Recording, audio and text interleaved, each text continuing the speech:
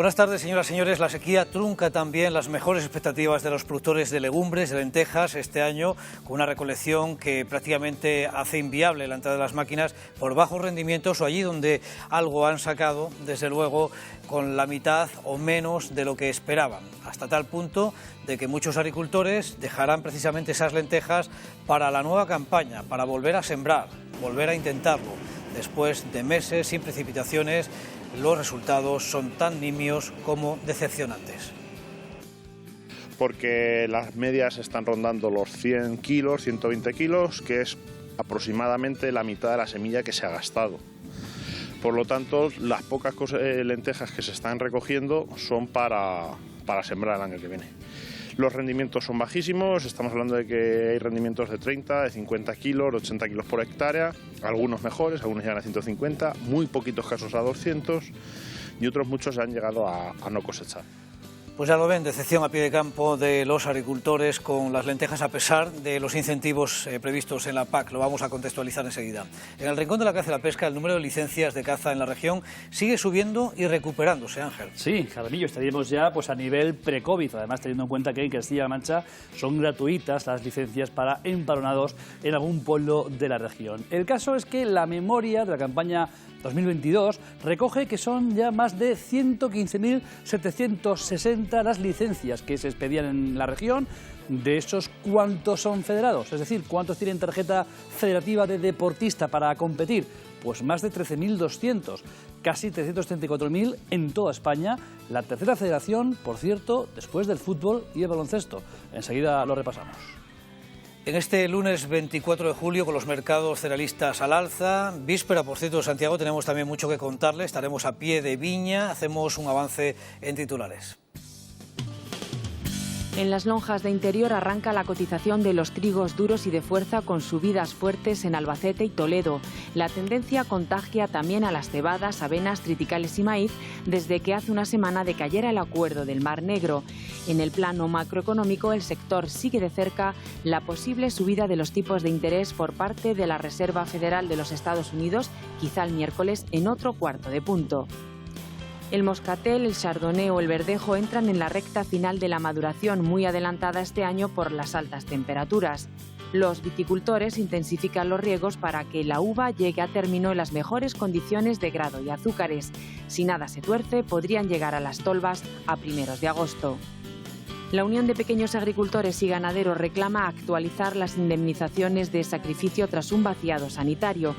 La UPA también exige contemplar el lucro cesante por pérdida parcial o total de la producción. Además, solicitan a las administraciones que agilicen las analíticas y la obtención de resultados para que las explotaciones puedan retomar el movimiento de los animales y continuar con la actividad económica.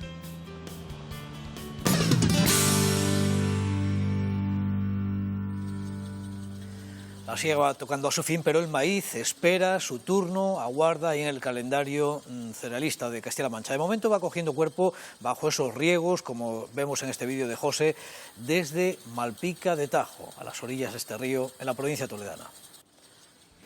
El Consejo Internacional de Cereales eleva hasta 2.000, casi 300 millones de toneladas la producción de este año, con un aumento de 38 millones más, debido a la mejoría de los volúmenes en maíz y en sorgo, sobre todo por el aumento de la superficie cultivada en los Estados Unidos. Tras la actualización de este mes, se prevé que la producción mundial total de cereales alcance un nuevo máximo este año, con un incremento interanual del 2%.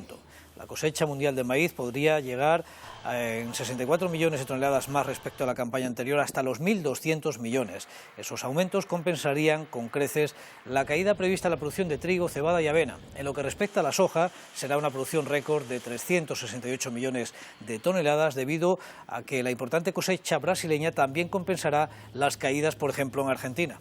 El mercado de los cereales hace justo una semana que entró precisamente una tendencia contraria a la que venía descontando precio en prácticamente todas las materias primas. Desde que Rusia decidió no renovar el acuerdo del Mar Negro, la situación es alcista. La lonja Albacete recogía 4 euros más para unas cebadas de pienso que vuelven a escalar hasta los 224 euros tonelada de media en la sesión del día 20 de julio. También, por ejemplo, otros cereales como los trigos, el trigo duro que entra ya en cotización, subida repentina de 20 euros tonelada hasta hasta 350 esta nueva cosecha. El maíz de secadero también sube 5, se contagia precisamente de esa media en otras materias primas, a 350, por ejemplo, en la lonja albaceteña. En el caso de Ciudad Real, también revisión al alza de un mercado que deja atrás, al menos de momento, esos descuentos. En 228 las cebadas de pienso, sin embargo, sin variaciones en el mercado de Ciudad Real, no hay cambios en este caso. En los trigos, por ejemplo, de este mercado ciudadrealeño, los trigos forrajeros subirían 3 a 240.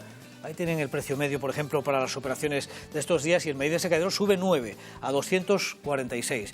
Vamos a ver la otra provincia cerealista por excelencia, donde hay dos referencias de precios, la lonja de Fedeto, la lonja también de Asaja, para la provincia de Toledo. En Fedeto, las cebadas de pienso suben 4 euros a 228, igualándose con Ciudad Real, por ejemplo. Los trigos panificables en 270, subida de 13 euros tonelada en este mercado que gestiona la Federación Empresarial Toledana. El maíz de secadero sube 6 a 260. Precios de la lonja de Fedeto, precios también de Asaja, por ejemplo. Destacamos la cebada de pienso, en este caso 251 sería el precio de referencia, con subida de 8 euros después de esa inversión o tendencia contraria que se produjo nada más que Rusia anunció que no renovaba el acuerdo del Mar Negro. Trigos de pienso 10 euros más a 274 en la lonja de Asaja para esta misma provincia, y el maíz de secadero, según esta lonja, sería el precio de 272 con una escalada de 6 euros más. Como decíamos en el arranque, la sequía ha truncado las mejores expectativas productivas y comerciales de la lenteja, a pesar del impulso verde de la PAC y de los resortes que están previstos para que este cultivo crezca en las próximas campañas, con esas medidas de rotación o los ecoregímenes. La realidad es muy distinta. Fijaos lo que ha salido de ese puñado de matas. En parcelas como estas, en Tebar, los rendimientos son tan bajos que se ha optado por no cosechar. En otras parcelas, lo poco que sale se dejará para simiente. Por si fuera poco, a la escasa lenteja que entra en la cosecha ahora, las malas hierbas han dificultado estos días su recogida, puesto que en las horas en las que mejor se troncha precisamente esa mala hierba son donde no se puede salir con la máquina de 3 a 6 de la tarde, según el riesgo del IPP, ese índice de propagación potencial de incendios que limita precisamente en ese tramo cuando es muy alto el IPP. Es la siembra más cara de la historia con la peor cosecha del siglo. Muy poco rendimiento, el precio de cosecha está muy bajo y los costes han sido dobles que tradicionalmente. Un año normal aquí estas lentejas podrían haber estado rondando los 500, 600 kilos por hectárea. Como te he dicho, estamos estimando que la media está en 100. Como veis es un 20%, o sea que el rendimiento es muy bajo. En principio irán todas para resiembro el año que viene. Estamos cogiendo menos de la mitad de la semilla que hemos sembrado, entonces habrá que intentar volver a sembrar para cosechar el año que viene. El restrojo tiene bastante mala hierba y entonces no podemos aprovechar los días enteros por el tema de la humedad, nos está dando muchos problemas la cosecha. Porque claro, la máquina no trabaja bien, y luego a la hora del almacenaje pues tenemos que esperar a que se seque la hierba, que tenemos mucha hierba en el suelo, parte de ella sube a la tolva y hay que esperar a que se seque para poder hacer el tratamiento de la lenteja. Bueno, pues así está la campaña de la lenteja. Entre los envasadores de lenteja hay ahora otra inquietud, después de haber recibido un requerimiento de la Administración General o de la Autonómica también para que corrijan el uso de la variedad castellana en el etiquetado, puesto que debería ser lenteja tipo rubia castellana. Eso sería lo correcto según un cambio de criterio que se acaba de materializar, o lenteja en general. Desde la Asociación Española de Legumbristas creen que esto representa un problema, puesto que siempre se distinguió así esta variedad sin que represente ninguna confusión al consumidor, como alega por contra el Ministerio de Agricultura o la propia Consejería. Estos días han mantenido una reunión para buscar la mejor salida a esa discrepancia que mantienen tras el cambio de criterio adoptado por la Mesa de Coordinación de la Cadena Alimentaria. No hay casi lentejas, la cosecha cereal será otro año más muy corta, muy baja, y apenas hay paja, lo que pone también en una situación comprometida a algunas cabañas ganaderas, desde luego, pero también a los productores de champiñón de Castilla-La Mancha, que necesitan anualmente, para que se haga una idea, unas 255.000 toneladas de paja para producir sobre ese compost que elaboran con el fin de producir el champiñón. La situación está generando mucha incertidumbre, precisamente, y preocupación en el tejido del champiñón, ya que tienen graves problemas de abastecimiento de paja y el precio está desorbitado. Desde la agrupación de cooperativas argumentan en un comunicado que el cultivo del champiñón es un motor económico, por ejemplo, en la manchola albaceteña o la manchola conquense, donde se generan más de 100 millones de euros, al menos con cifras de 2020. Cooperativas también ha pedido ya al Ministerio que se limite la comercialización como biomasa de la paja para priorizar tanto el uso ganadero como, por ejemplo, para la elaboración del compost donde se cría el champiñón. En clave ganadera, la Unión de Pequeños Agricultores reclama duplicar las indemnizaciones en el caso de un sacrificio obligatorio por contagio de alguna enfermedad vírica o prevista en el Plan Nacional de Erradicación. La UPA ha pedido mejoras sustanciales en esas medidas de sanidad animal, tanto al Ministerio de Agricultura como a las comunidades autónomas, que pasa por aumentar esa compensación por sacrificio cuando hay un vaciado obligatorio. También el hecho de considerar el lucro cesante por la pérdida patrimonial de esas cabañas parcial o total, y agilizar todos los aspectos relativos a las analíticas, a la obtención de resultados, con el fin de que la ganadería recupere ese estatus sanitario lo antes posible y pueda reactivar su situación, su actividad después de los controles. Vamos a publicidad con esta información, pero tenemos más que contarle. Desde luego nos asomamos a la viña a ver cómo va la maduración y otros asuntos de interés hasta ahora.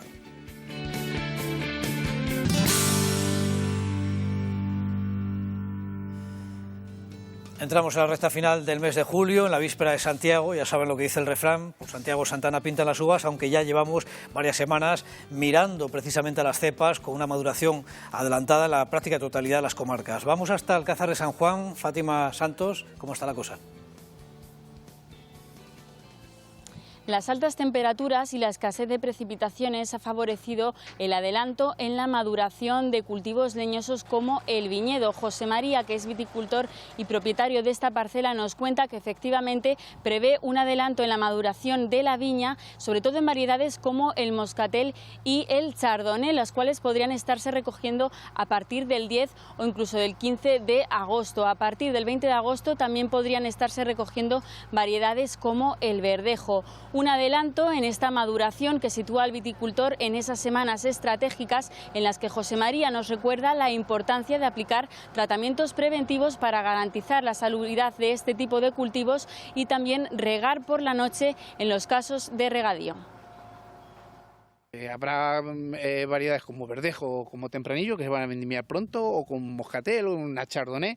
Esos van a evolucionar rápido y van adelantadas y se va a vendimiar pronto. Y habrá otras como los airenes o los macabeos que se retrasen a lo mejor más de lo normal. Se va a regar menos que el año pasado. Vamos a empezar a regar mucho más tarde que el año pasado, porque bueno, pues las lluvias pues nos han quitado la posibilidad de ese gasto de energía y de agua.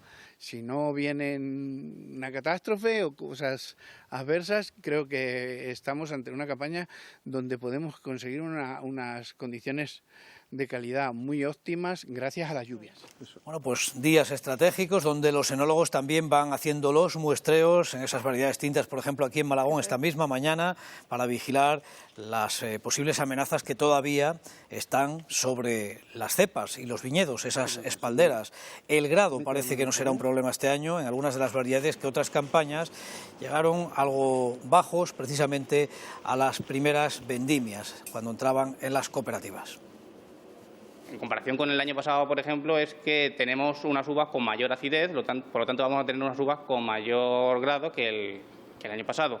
También de estado sanitario lo estamos viendo bien, lo único que sí vemos que es un pequeño adelanto con respecto a otros años. Esta uva era una uva tinta de la variedad Encibel, que tiene ya un grado superior a 11 y una acidez de alrededor de 6-7. Bien, pues ya ven que todas las informaciones en este momento que afloran tanto en las viñas como dentro de los laboratorios de nuestras bodegas cooperativas son relevantes para más o menos ver cómo viene de calidad también la uva. En Francia, algunas de las comarcas vitivinícolas más tradicionales se han visto este año gravemente afectadas por el mildiu. De allí nos llegan estas imágenes y estos testimonios. Un hongo que este año ha llegado en 2 oleadas, la última tras las lluvias de junio, que afectaron a muchas parcelas con pérdidas muy significativas y afecciones tanto en la masa vegetativa como en los racimos. En la denominación de origen, por ejemplo, Burdeos, más del 90% de las viñas analizadas estarían afectadas de una forma u otra. Merlot y Cabernet son las que han tenido mayor impacto de esta enfermedad. Con los viñedos al lado luchamos. Estoy decepcionado de ver todo el trabajo realizado en un año. Hacemos lo que podemos, pero no podemos hacerlo. Luchamos desesperadamente, sin éxito. Habiendo hecho 11 tratamientos este año, podemos ver todos los injertos que están muertos, que están secos. Así que esto es una pérdida del 100% de la cosecha. Ya sea mi padre o mi abuelo, nunca han visto esto en la historia. Entonces es un reservorio de enfermedades y cuanto más se acentúa la presión en el medio por el clima, crea un cóctel explosivo. Si miras de cerca, puedes ver el hongo que se asienta aquí en las hojas. Crea esporas blancas que luego anidan en ambos lados. Después de algunas semanas, estas esporas descienden por gravedad al nivel de las garras y atacan las uvas. Bueno, pues completamos precisamente esta primera radiografía de pre-campaña con un apunte el día 28, Asamblea General de las Cooperativas, para analizar cómo viene este año la cosecha. Y en el Diario Oficial encontramos también una convocatoria de ayudas para participar en una misión comercial directa en Camerún y en Guinea. Ahí tenemos esa cita, solicitudes para poder optar a estas ayudas que cubren los gastos hasta el 25 de agosto. La misión se va a desarrollar después, entre noviembre y diciembre.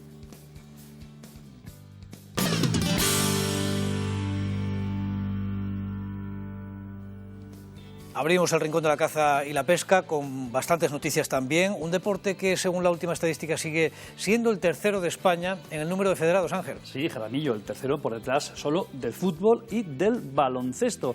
Así se desprende de la última actualización del Consejo Superior de Deportes, que eleva el total de cazadores federados en 2022 a 333.845, una cifra que no ha tenido importantes oscilaciones en los últimos ejercicios.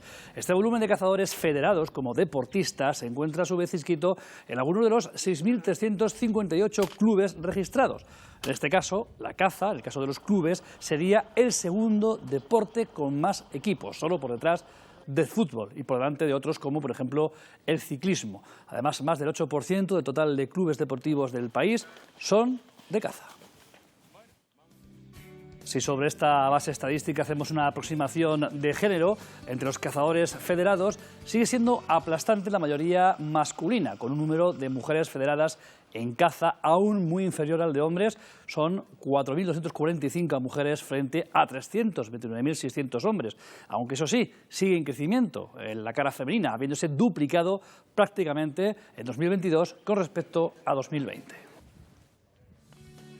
Bueno, en nuestra región, en la última estadística del deporte federado, se recogían 315 clubes, como decimos, federativos, en los que se integran un total de 13.210 cazadores con tarjeta federativa, la inmensa mayoría, como están viendo, hombres. Por autonomías, la mayor número de licencias se concentrarían en Andalucía, seguida de la Comunidad Valenciana, ya a mucha distancia, y después Extremadura y Cataluña. También hoy el ranking, como decimos, de comunidades con más cazadores federados. Y es que hay que recordar, a luz de esta estadística, que precisamente el número de cazadores federados no supone el total de aficionados a la práctica cinegética en nuestro país, que de hecho sería una cifra pues por encima del 50% más, ya que en España hay aproximadamente 750.000 licencias de caza expedidas. En la región, la última memoria de la Consejería muestra ya también una clara recuperación del número de licencias, volviendo incluso a los niveles pre-COVID, con datos 2022 de 115.763 licencias de caza, de las que 11.660, algo más, son hombres y 2.100 son mujeres. Recordemos que además de las modalidades de caza mayor y menor, también entran aquí licencias de caza para galgos, podenqueros, cetrería y otras artes tradicionales. Y detalle importante, las licencias de caza son gratuitas en Castilla-La Mancha para los censados en los pueblos de la región, pero aquellos que quieran sacarla por primera vez tienen que hacer un examen previo, cada año hay 3 convocatorias y queda todavía la de noviembre, ese examen del cazador que hay que inscribirse, eso sí, en el mes de septiembre, del 15 al 30, lo iremos recordando aquí en el campo por si está interesado.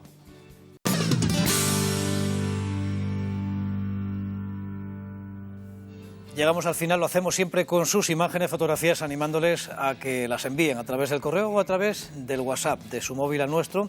Llegan directamente y las componemos aquí para buscar el refrán. Así que vamos allá, con esa tira y esa primera instantánea con la que arrancamos. La foto de Julián Romero en Alcubillas, en Ciudad Real. Ahí vemos pues el relevo garantizado en esta familia, por ejemplo. Campo de Cristana, desde Ciudad Real, miren cómo van las cepas también de David. buenos racimos, seguramente con alguna merma por la sequía, aunque luego llegaron las lluvias, hizo reserva. Aquí tenemos más imágenes de Pilar, Elizabeth y Ángel Eduardo subidos al tractor. Y entre los girasoles, la imagen de Lourdes Sánchez en Zarzuela. Nos manda precisamente esta estampa. Terminamos también con más camperos de Semalpica de Tajo Félix, ese grupo de senderistas que hacen del fin de semana pues algo más llevadero para tantos amigos. El refrán dice que la viña donde se hiele y la tierra donde se riegue. Bueno, pues aquí lo dejamos. Actualizamos esta noche antes de las 9. Les esperamos, se quedan en compañía. Miren qué buenos tractoristas. Y bueno, pues que descansen. Se quedan aquí con su televisión. Adiós.